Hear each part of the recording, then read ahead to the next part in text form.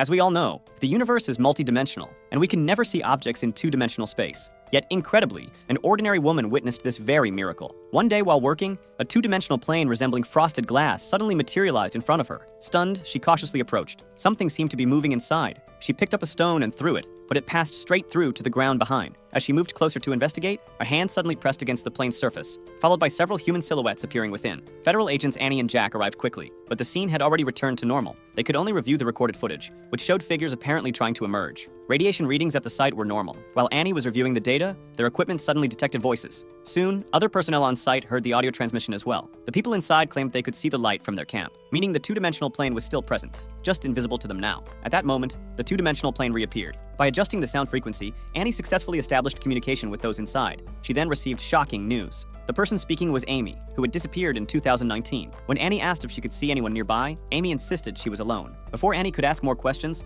the electromagnetic field began fluctuating violently, and the two-dimensional plane vanished again. A researcher informed them that he'd discovered the signal became more stable when Amy's emotions intensified. They decided to bring in Amy's father. Jack explained that his daughter was alive but trapped in a two-dimensional plane. They needed him there, hoping Amy would become emotional upon hearing his voice, which would help them find a rescue method. As they spoke, the two-dimensional plane reappeared. Following Annie and Jack's guidance, the father began asking questions. This time, Amy said she could see her father and claimed she'd been trapped for several hours. Annie and Jack were astounded. 20 years had passed, yet Amy felt only hours had elapsed. The researcher explained that time flows differently in different dimensions. However, Amy's current synchronization with their timeline suggested something nearby was affecting the two-dimensional plane, freeing them from temporal constraints. After conducting a thorough search of the area, they discovered mysterious debris 200 meters from the plane. Radiation levels were dangerously high, but they weren't the first to arrive. Someone had been there before them. Strangely, despite searching, they found no one else present. Still, rescuing Amy remained the priority. After assessment, the researcher determined this was a spacecraft fragment, possibly designed for traversing dimensional boundaries and still operational, hence the appearance of the two-dimensional plane. The team then found another ship fragment, but this one was depleted of energy.